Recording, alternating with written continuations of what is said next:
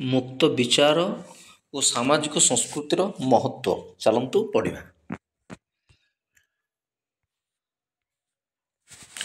ଚଳିତ ବର୍ଷର ଅର୍ଥନୀତି ନୋବେଲ ପୁରସ୍କାର ପାଇଁ ଯେଉଁ 3 ଜଣ ମହାନ ଅର୍ଥଶାସ୍ତ୍ରୀଙ୍କୁ ମନୋନୀତ କରାଯାଇଛି, ସେମାନଙ୍କ ଗବେଷଣାଲବ୍ଧ ଜ୍ଞାନରୁ ଏହା ବୁଝିବା ସହଜ ହୋଇଛି କିଭଳି ନୂତନ ଚିନ୍ତାଧାରା ଓ ନୂତନ ବୈଷୟିକ ଜ୍ଞାନ ପ୍ରଚଳିତ ବ୍ୟବସ୍ଥାକୁ ବଦଳାଇବାରେ ସଫଳ ହୋଇଛି। ସମ୍ପ୍ରତି ଏଆଇ ବା ଆର୍ଟିଫିସିଆଲ ଇଣ୍ଟେଲିଜେନ୍ସ କୃତ୍ରିମ ବୁଦ୍ଧିମତ୍ତାର ପ୍ରଭାବ ବିଶ୍ୱ ଅର୍ଥନୀତି ଉପରେ କିଭଳି ରହିବ ସେ ନେଇ ବ୍ୟାଖ୍ୟାନ ମିଳିବା ମଧ୍ୟ ସେମାନଙ୍କର ଏହି ଦିଗ୍ଦର୍ଶନ ଫଳରେ ସହଜ ହୋଇଛି। ଏହି 3 ଜଣ ହେଲେ ନର୍ଥ ୱେଷ୍ଟର୍ଣ୍ଣ ୟୁନିଭର୍ସିଟିର professor Joel Mokyr, London school of ଇକୋନୋମିକ୍ସର ପ୍ରଫେସର ଫିଲିପ ଆଜିଓନ ଏବଂ ବ୍ରାଉନ ୟୁନିଭର୍ସିଟିର ପ୍ରଫେସର ପିଟର ହାଉଇଟ। ମୋକାର, ଆଜିଓନ ଓ ହାଉଇଟ ଅର୍ଥନୀତି ଉପରେ ନୂତନ ବୈଜ୍ଞାନିକ ଉଦ୍ଭାବନ ପ୍ରକ୍ରିୟାର କ'ଣ ପ୍ରଭାବ ରହିଛି ତାହା ଉପରେ ବିଗତ ଗୋଟିଏ ଦଶନ୍ଧି ଧରି ଅଧ୍ୟୟନ କରି ଆସୁଛନ୍ତି। ମୂଳରୁ କହି ରଖାଯାଉ ଯେ ନିରନ୍ତର ଅଭିବୃଦ୍ଧି ଆଦୌ ଅବଶ୍ୟମ୍ଭାବୀ ନୁହେଁ। ସେହି ମର୍ମରେ ଅର୍ଥନୈତିକ ଅଭିବୃଦ୍ଧି ନୁହେଁ ବରଂ ସ୍ଥାଣୁତା ହିଁ ପ୍ରାୟତଃ ମଣିଷ ଇତିହାସର ଏକ ନିୟମିତ ଧାରା। ଉପରୋକ୍ତ 3 ଅର୍ଥଶାସ୍ତ୍ରୀ ଆମମାନଙ୍କୁ ନିରନ୍ତର ଅଭିବୃଦ୍ଧି ପ୍ରତି ଥିବା ବିପଦ ସମ୍ପର୍କରେ ସଚେତନ ରହିବାକୁ କହିଛନ୍ତି।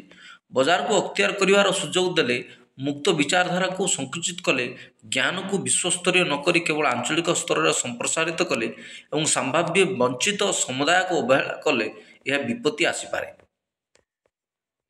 ସେମାନେ ସତର୍କ କରାଇ ଦେଇଛନ୍ତି ଯେ ଆମେ ଯଦି ଏହିସବୁ ବିପଦକୁ ସାମ୍ନା କରିବାରେ ବିଫଳ ହେବା, ତାହେଲେ ଯେଉଁ ମେସିନ ବା ଯନ୍ତ୍ର ଆମକୁ ନିରନ୍ତର ବିକାଶ ଦେଇଛି, ଯେଉଁ ସୃଜନଶୀଳ ବିଘଟନ ପ୍ରଗତି ସମ୍ଭବ କରିଛି, ତାହା କାର୍ଯ୍ୟ କରିବା ବନ୍ଦ କରିଦେବ ଏବଂ ଆମେ ପୁଣି ଏକ ସ୍ଥାଣୁ ଅର୍ଥନୀତି ସହିତ ଅଭ୍ୟସ୍ତ ହୋଇଯିବା।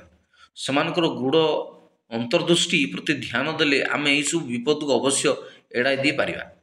ସୃଜନଶୀଳ ବିଘଟନ ମାଧ୍ୟମରେ ନିରନ୍ତର ଅଭିବୃଦ୍ଧି ହାସଲ ସମ୍ଭବ ବୋଲି ତତ୍ତ୍ୱଟିକୁ ଆଜିଓନ ଓ ହାଉଇଟ ଗାଣିତିକ ପ୍ରତିରୂପ ମାଧ୍ୟମରେ ପ୍ରମାଣିତ କରିଛନ୍ତି।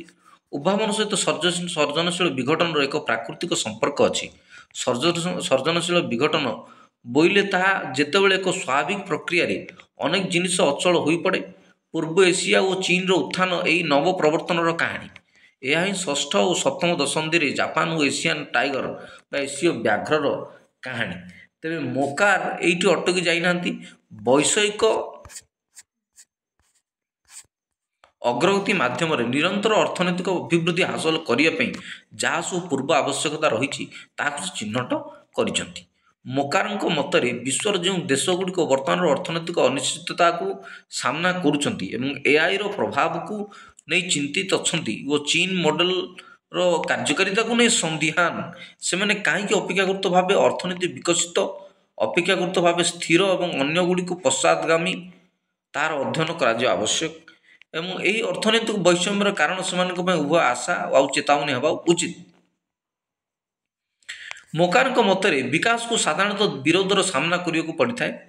ମାନବ ସମାଜର ସମୃଦ୍ଧି ପାଇଁ ବିକାଶ ଅତ୍ୟନ୍ତ ଜରୁରୀ, କାରଣ ତା ଫଳରେ ମଣିଷ ଦୀର୍ଘାୟୁ ହୁଏ, କଠିନ ପରିଶ୍ରମ ରହିତ ଏକ ସ୍ୱଚ୍ଛନ୍ଦପୂର୍ଣ୍ଣ ଜୀବନଯାପନ କରିବାର ସୁଯୋଗ ପାଏ। କିନ୍ତୁ ବିସ୍ମର ଭାବେ ମଣିଷ ହିଁ ଏହି ବିକାଶକୁ ବିରୋଧ କରେ, କାରଣ ଏଥିରେ ବିଘଟନ ଓ ଅନିଶ୍ଚିତତା ରହିଥାଏ। ଶିଳ୍ପ ବିପ୍ଳବର ପ୍ରାରମ୍ଭରେ ଶିଳ୍ପାୟନକୁ ଘୋର ବିରୋଧର ସମ୍ମୁଖୀନ ହେବାକୁ ପଡ଼ିଥିଲା। କାରଖାନାରେ କାମ କରିବାକୁ ପୁରୁଷମାନେ ଅମଙ୍ଗ ହୋଇଥିଲେ। କ୍ଷୁଦ୍ର ଚାଷୀ ଓ ହସ୍ତଶିଳ୍ପୀମାନେ ନିଜ କାମରେ ଅଭ୍ୟସ୍ତ ଥିଲେ। ସେମାନେ କଳକାରଖାନା କାମ ବିଷୟରେ ଜାଣିନଥିଲେ। ତାଛଡ଼ା କୌଣସି ଏକ ନିର୍ଦ୍ଦିଷ୍ଟ ସ୍ଥାନରେ ଏକ ନିର୍ଦ୍ଦିଷ୍ଟ ସମୟରେ ସାରା ଦିନ ରହି ନିଜ ସହ ସମ୍ପୃକ୍ତି ନଥିବା ଜଣେ ମାଲିକଠାରୁ ଅଦେଖା ବା ଆଦେଶ ନେବା ପୁରୁଷମାନଙ୍କ ପାଇଁ ଅପମାନଜନକ ଓ ଅମାନବୀୟ ଥିଲା। ସେମାନେ ଗରିବ ଥିଲେ ସତ, କିନ୍ତୁ ଶିଳ୍ପ ବିପ୍ଳବକୁ ବିରୋଧ କରିଥିଲେ। ଏହି କାରଣରୁ ବହୁ ବର୍ଷ ଧରି କଳକାରଖାନାଗୁଡ଼ିକରେ ମହିଳା ଓ ପିଲାମାନଙ୍କୁ ନିୟୋଜିତ କରିବାକୁ ପଡ଼ିଥିଲା।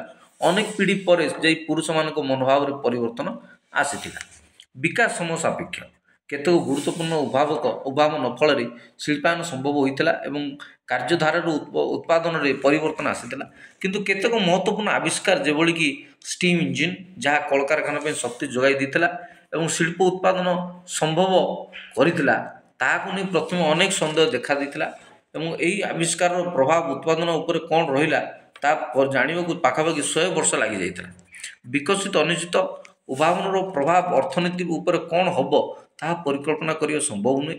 ନୂତନ ଆବିଷ୍କାର ନିଯୁକ୍ତି ସମ୍ଭାବନାକୁ ଧ୍ୱଂସ କରିଦିଏ, କିନ୍ତୁ ଏହା ମଧ୍ୟ ନୂଆ ନିଯୁକ୍ତି ସୃଷ୍ଟି କରେ।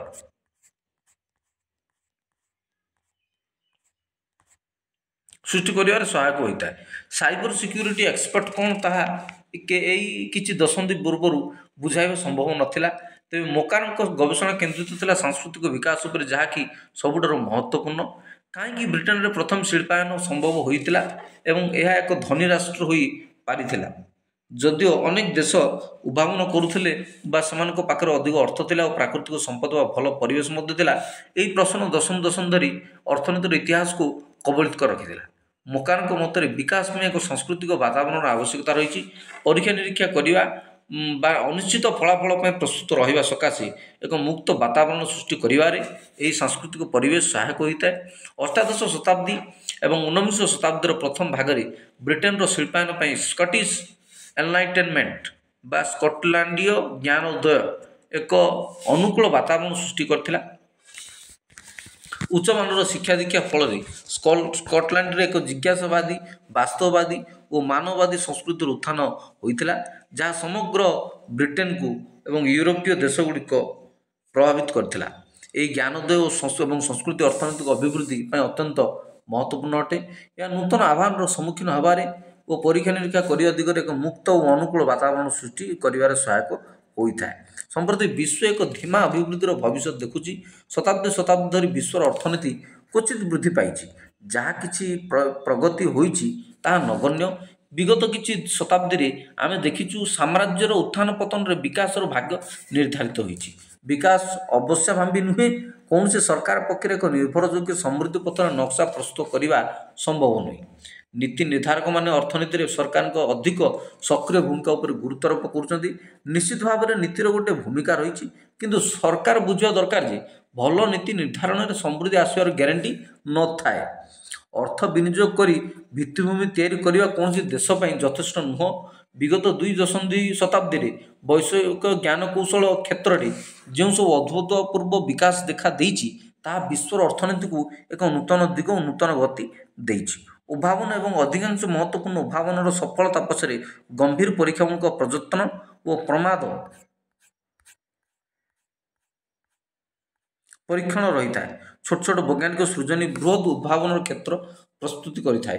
ସେଇଥିପାଇଁ ବିଗତ କିଛି ଶତାବ୍ଦୀ ପୂର୍ବ ତୁଳନାରେ ଅତ୍ୟନ୍ତ ଭିନ୍ନ।